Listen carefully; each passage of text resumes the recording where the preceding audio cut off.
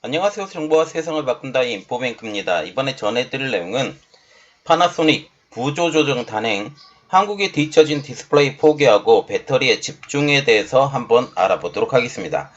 여러분의 구독, 좋아요, 그리고 필요하시면 알람 설정까지 부탁드리겠습니다.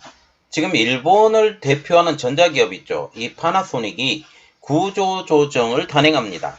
이 회사는 현재 전자제품, 가전제품, 산업용 솔루션 등 다양한 제품을 생산하고 있는 기업이기도 하죠.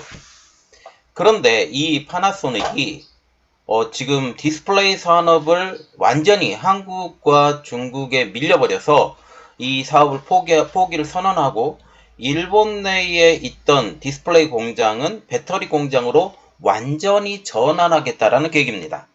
자, 그래서 이것이 무엇을 뜻하고 또 파나소닉이 지금 디스플레이 시장에서 어떻게 밀렸는지 그 연역을 조금 더 알아보고, 그리고 현재 원통형 배터리를 생산하고 있는 파나소닉이 미래는 어떻게 할 것인지 한번 같이 알아보도록 하겠습니다. 그래서 이번에 알아볼 내용은 파나소닉 구조조정 단행, 한국에 뒤처진 디스플레이 포기하고 배터리에 집중에 대해서 한번 알아보도록 하겠습니다.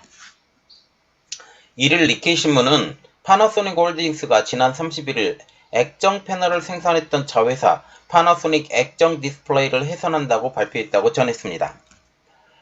파나소닉 홀딩스는 또 지금 파나소닉 액정 디스플레이에 대한 5,800억엔, 한국 돈으로 약 5조 2,100억 원의 규모의 대출 채권을 포기한다고 얘기를 했으며, 이에 따른 장부당 손실 충당도 이제 마무리되었다라고 설명을 했죠. 완전히 포기한다라는 것입니다.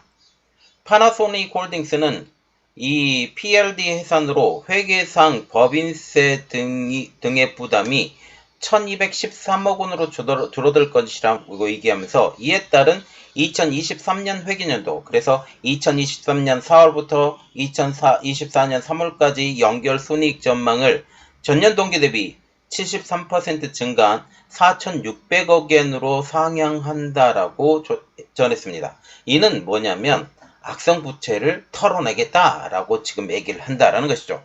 그리고 계속적으로 지금 적자만 기록했었던 이런 것들을 완전히 포기하면서 이제는 이 어려움을 극복하겠다. 그리고 언론에서도 이것을 환영하는 분위기다라고 지금 얘기가 나오고 있는 상황이죠.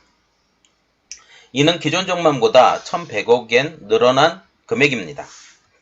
매출과 영업이익은 기존 전망을 계속적으로 유지를 했죠. 파나소닉 홀딩스는 효고현 히메지에 있는 PLD 공장을 전기차 배터리 공장으로 활용하기로도 했습니다. 이 공장은 현재 파나소닉 홀딩스가 소유하고 있고, 현재도 공장 일부를 전기차 배터리 공장으로 이미 사용하고 있기 때문에 이 전용하는 것은 굉장히 쉬운 일이라고 지금 얘기를 하고 있죠. 파나소닉 홀딩스는 히메지 공장 생산 확대를 통해 연간 50기가와트 수준의 전기차 배터리 생산 능력을 2028년까지 3배에서 4배가량 더 끌어올리겠다라는 계획을 가지고 있습니다. 자, 그래서 우리가 첫 번째로 알아볼 내용은 오랫동안 헛발질을 한 디스플레이 산업입니다. 이 디스플레이 산업에서 헛발질을 했던 가장 큰 이유는 바로 한국 때문이라는 것이죠. 파나소닉은 PDP 기술을 세계에서 가장 먼저 상용화한 회사입니다. 우리가 기본 배불뚝이가 나온 CRT, 여기에 PDP, 평면으로 나온 PDP 화면이 PDP 화면으로 바뀌었고, 그 다음 LCD, 그 다음 LED, QLED 이렇게 나오고 OLED 이렇게 바뀌었습니다. 이 바뀌는 상황에서 PDP 기술을 가장 먼저 상용한 회사, 바로 파나소닉이라는 것이죠. 전 세계 TV 시장이 이제 LCD 위주, 그래서 PDP 다음에 LCD로 넘어갔는데, LCD 위주로 사실상 일원화된 이후에도 이 PDP 기술을 그대로 계속 가지고 있으면서 상당히 오랜 기간 PDP 기술을 고집해 왔으며, 심지어 2011년까지 증설 공장에 투자를 지속했습니다. 그리고 결국 파이오니어 PDP 사업부까지 인수를 했으나 결국 대규모 결손 처리가 되었죠. PDP에 상당히 오랜 기간 지금 파나소닉이 하면서 문제가 생겼다라는 거죠. 지금 PDP에 고집을 해왔고 결국 파이오니어 PDP까지 인수했고 이것은 결손 처리이게 됐다라는 거죠. 여기 파이오니어가 손 털고 나왔는데 이것을 인수까지 한 것입니다. 파이오니어 입장으로서는 좀 좋았던 이야기죠. 결국 PDP 사업은 2013년을 끝으로 완전히 종료합니다. 그리고 지금 LCD 사업이 중간에 또 바뀌었는데 1990년 초반만 해도 LCD 사업을 주도한 것들은 바로 일본 회사들이었습니다. 그러나 한국에서 LCD 분야에서도 밀리게 되자 2004년 사뇨와 세이코 앱스는 사뇨 앱손 이미지 디바이스를 그리고 파나소닉 도시바 히타치는 IPS 알파 테크놀로지라는 LCD 패널 합작 회사를 만듭니다. 뒤졌기 때문에 만드는 거예요. 뒤졌기 때문에 만들었고 이 뒤졌기 때문에 정말 문제가 생겼고 그러면 한번 합쳐보자 라고 얘기를 해서 만들었다라는 것입니다. 결국 2009년 도시바는 모바일 LCD를 만들던 도시바 파나소닉 디스플레이를 그리고 파나소닉은 IPS 알파를 지금 보시면 파나소닉 도시바 히타치가 만들어서 지금 IPS 알파라는 회사를 만들었는데 모바일 분야와 TV 분야가 있었는데 모바일 LCD를 만들던 것을 지금 도시바가 인수를 했고 그리고 TV를 만들었던 부분 IPS 알파를 지금 파나소닉이 다 인수를 했고 그리고 2011년도에는 소니가 사뇨 세이코 앱손 디바이스를 인수합니다. 파나소닉의 경우 IPS 알파를 인수한 후에 현재 언급된 히메지 공장을 건설하는 등 지속적인 노력을 했지만 별다른 결실을 얻지 못하고 2021년 LCD 부분에서 최종적으로 철수합니다. 결국 LCD 부분에서 큰 효과를 일본에서 거두지 못하자 일본 정부는 부랴부랴 소니, 도시바, 파나소닉이 가지고 있는 LCD 회사를 합병을 해서 2012년 4월 1일 재팬 디스플레이 JDI가 출범을 하죠. 여기서 지금 파나소닉은 모든 걸 다 포기했다고 하지만 조금 돈이 되고 있는 모니터 분야 아니면 전장용 분야 그러한 산업용 분야는 포기하지 못하고 계속적으로 유지하다가 2021년 최종 철수를 결정하게 되는 것이죠. 그리고 이 최종 철수를 결정한 후에 지금까지 계속 유지해 왔고 2023년에 드디어 모든 것을 지금 철수한다라고 지금 얘기가 나오고 있는 상황입니다. 올레드 TV 분야에서도 시작은 일본이 먼저 했죠. 2007년 소니가 세계 최초로 올레드 TV인 11인치 XER1을 출시했지만 2008년 미국발 금융위기 그래서 서브프라임 모기지론으로 지금 불리고 있는 미국발 금융위기로 올레드 패널의 대형화는 사실상 중단하게 됩니다. 그리고 그 이후에 지금 소니와 파나소닉이 다시 들어왔지만 이것도 문제가 생기는 거죠. 2013년에는 삼성이 RGB 방식으로 LG는 WOLED 방식으로 OLED TV를 선보였습니다.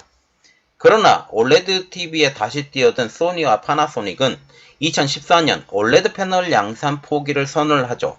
그리고 삼성전자도 수율과 시장성을 이유로 OLED TV 시장을 포기하게 됩니다. 그러나 오히려 소니, 파나소닉, 삼성전자가 포기한 대형 OLED 시장을 WOLED를 앞세워 LG 디스플레이가 지금 계속적으로 만들고 2014년부터 1위를 달리게 됩니다. 이러한 상황을 지금 두고 보지 못했던 일본이 나서기 시작하죠. 그리고 삼성도 마찬가지로 돌고 돌아서 2022년 대형 OLED를 다시 생산을 시작합니다. 상황이 이렇게 되자 소니와 파나소닉은 LG 디스플레이의 OLED 패널을 받아서 OLED TV를 생산하게 된 것이죠.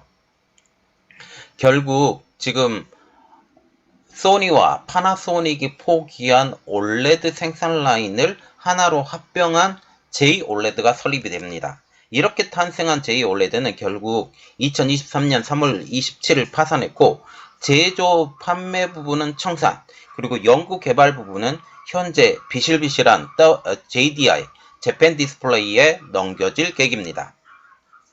자, 그래서 지금 이렇게 많은 일들이 일어났는데 지금 파나소닉과 같은 경우는 디스플레이 사업을 완전히 포기하진 않았어요. 포기한다고 선언을 했지만 계속적으로 유지를 했었고, 결국 이번에 종국을 맞이했는데, 이것에 대해서 지금 일본 언론도 안심하는 분위기입니다. 이번 파나소닉의 결정으로 일본 언론도 안도의 한숨을 내쉬는 모양새입니다. 일본 서부 도시인 오사카 근처에 히메지에 본사를 둔 파나소닉 LCD는 주로 자동차용 및 산업용 어플리케이션 LCD를 제조하는 회사로 변모가 되었죠. TV 부분은 완전히 포기하고 JDI에 넘겨준 상황. 이러한 상황에서 조금 남겨둔 상황이라는 것이죠. 그리고 일부 공장은 포기했던 공장은 지금 배터리 공장으로 바뀌었고요. 2006년부터 LCD 패널 생산을 시작을 했고 히메즈 공장은 2010년부터 TV 생산을 시작을 했습니다. 하지만 한국, 대만, 중국 업체들의 가격 경쟁이 심하고 이 수익성이 나빠지게 되죠. 이 회사는 히메즈로 생산을 집중하고 자동차 및 산업용 디스플레이를 주력을 했고, 그리고 산업용 디스플레이를 주력을 하면서 TV 부분은 포기합니다. 그리고 2019년 공장 폐쇄를 결정하고 LCD 사업을 접기로 했지만 계속적으로 지금 유지하고 있던 상황이었었죠. 그리고 이번에 2023년 7월 31일 드디어 최종 LCD 사업을 중단한 것입니다. 니케이는 이렇게 표현을 했죠. 오랜 기간 짐이 됐던 액정 패널 사업을 정리하고 성장 전망이 밝은 전기차 배터리 생산 확대에 경영 자원을 집중하겠다라는 취지라고 얘기하면서 한국, 중국 등과 경쟁이 치열해지는 분야인 만큼 향후 투자 판단에도 관심이 쏠리고 있다라고 평가를 했습니다. 지금 배터리 분야도 상당히 어려운 분야이죠. 지금 원통형 배터리로 지금 대대적인 선전을 하고 있는 파나소닉 배터리. 이 파나소닉 배터리를 지금 현재도 문제가 될 수 있다라는 그런 문제죠. 그래서 이것을 잘 해라 라고 얘기를 하는 것입니다. 그리고 우리가 세 번째로 보는 것은 이제 배터리 사업이 어떻게 될 것이냐, 그리고 파나소닉이 배터리 사업에 어떻게 들어왔느냐 라는 것부터 먼저 보도록 하겠습니다. 파나소닉의 배터리 사업은 2009년으로 거슬러 올라갑니다. 파나소닉은 2009년 12월 산요를 인수한 후 충전지 원천 기술을 확보했으나 인수 후 2년간, 그래서 2011년까지 리튬이온 전지 가격이 30% 이상 하락하고 엔고까지 겹치면서 경쟁력을 잃은 상황에서도 배터리 사업은 포기하지 않았습니다. 산요 인수 당시 1위를 차지했던 리튬이온 전지는 2010년 삼성 SDI에 1위를 내주게 되죠. 이때 당시 만들어졌던 배터리 자체가 원통형 배터리입니다. 삼성 SDI도 당시 원통형 배터리를 만들고 있었는데 원통형 배터리의 1위가 바로 삼성 SDI라는 거죠. 그런데 테슬라는 2위 업체인 지금 파나소닉과 손을 잡게 됩니다. 그리고 테슬라는 테슬라의 이 원통형 배터리를 납품하면서 다시 한번 날아오르게 되죠. 테슬라가 원래는 전기차를 제일 먼저 만드는 회사는 아니었었지만 2008년도부터 시작을 해서 2013년 로드스타를 발행을 하기 시작하면서 더욱더 이때부터 원통형 배터리를 사용하게 됐고, 가장 저렴한 배터리, 각형과 파우치형보다 더 저렴한 배터리인 원통형 배터리를 일단 때려 넣어보자 라고 결정을 했고, 결정하면서 1위 업체가 아닌 2위 업체인 파나소닉과 손을 잡아서 나가게 된다라는 사실이죠. 현재 파나소닉에서 배터리가 차지하는 전체 매출의 비중은 약 20% 정도. 이 회사는 배터리 사업을 미래 성장 동력으로 삼고 2030년까지 배터리 사업 매출 비중을 크게 확대하려 하고 있습니다. 파나소닉은 신규 배터리 생산 투자를 통해서 다른 전기차 제조 기업들과 협업을 모색하고 있죠. 테슬라 한 곳만 가지고는 이제 안 된다라고 생각을 하고 있는 상황입니다. 또한 막대한 자금이 선행 투자되는 만큼 건설에 앞서 배터리를 구매할 기업과 협력 계약을 미리 체결해 이 투자의 부담을 줄이려고 노력하고 있는 상황이죠. 그래서 먼저 봐야 될 것은 테슬라. 테슬라와 같은 경우는 지금 파나소닉가 지금 미국에 배터리 공장을 지금 한 4개 정도 하나를 지었고 3개를 더 짓는다라고 지금 얘기가 나오고 있죠. 파나소닉은 테슬라와 파트너십을 통해 모델 3, 모델 Y에 사용되고 있는 21700 배터리를 생산하고 모델 S와 X에 사용되는 18650형도 지금 생산하고 있습니다. 그리고 차기 배터리도 지금 생산하려고 준비를 하고 있죠. 두 번째, 토요타. 토요타와는 합작법인을 지금 만들었습니다. 프라임 플라넷 에너지 솔루션스라고 이것을 통해서 전기차 배터리를 생산하고 있죠. 그리고 세 번째, 스바루 자동차와는 원통형 배터리 공급을 위한 협의를 시작을 했다고 밝혔습니다. 스바루는 일본 도쿄 북부에 있는 군마에 건설된 예정인 전용, 말하자면 완전 전기차 BEV 공장을 포함해 2020년대 후반부터 생산될 BEV 파나소닉 원통형 배터리를 사용하려 하고 있죠. 스바루는 지금 내연기관차에서 전기차로의 전환을 가속화하고 있습니다. 파나소닉은 올 1분기 미국의 인플레이션 감축법 IRA의 세액 공제로 2억 675억 달러를 벌어 전년 동기 대비 80% 이상 수익이 급증했다라고 지금 얘기를 하고 있죠. 또한 파나소닉은 배터리 공장 신설 및 연구 개발 필요 자금 확보를 위해 경쟁력인 이른 이 사업군을 정리하고 있고 이번 LCD 자회사 해산 절차도 그 일환으로 보인다라는 것입니다. 지금 파나소닉은 지금 디스플레이 산업에서 헛발질을 굉장히 오랫동안 해왔던 기업이에요. PDP를 먼저 개발을 해서 이것에 대한 선두주자를 갖고 있었음에도 불구하고 삼성과 LG에 밀렸었죠. PDP마저도. 그리고 삼성과 LG가 PDP 사업을 탈퇴를 하고 있는 상황에서도 LCD로 그나마 계속 PDP를 가지고 있었는데 PDP의 가장 문제점은 그겁니다. 전력이 많이 소모된다. 전력이 많이 소모되고 물론 화면의 질은 LCD보다 훨씬 나아요. 화면의 질은 훨씬 나은데 문제는 전력 소모가 높기 때문에 사람들이 지금 LCD로 다 바뀌었을 그 시절에도 PDP를 계속 갖고 있었고 그리고 LCD도 그나마 조금 늦게 들어갔는데 그것도 망했고 그리고 OLED도 포기했고 망했고 계속 이렇다라는 거죠. 그래서 결국 LCD 사업을 마지막까지 전장용에 들어가려고 했었고 이것도 망했고 지금 이렇게 하고 있는 상황이라는 것입니다. 그리고 이제 지금 테슬라가 끌어올려준 그 상황에서 어쩌면 포기할 수 있었던 그 상황에 지금 테슬라가 지금 파나소닉의 배터리 사업을 살려줬다라는 거죠. 그때 당시에 1위 기업인 삼성 SDI가 손을 잡지 않고 말이죠. 자, 이러한 내용들이 여러분들에게 알려드렸습니다. 그리고 파나소닉이 과연 과거처럼 다시 한번 날아올 수 있을까? 그것도 다시 한번 생각을 해봐야 되죠. 지금 삼성 SDI가 원통형을 다시 힘을 집중하기 시작을 했다라는 이야기가 나오고 있고 LG 에너지 솔루션도 원통형 배터리를 만들고 있기 때문이죠. 그리고 실제로 LG 에너지 솔루션이 테슬라의 공급업체이기도 하죠.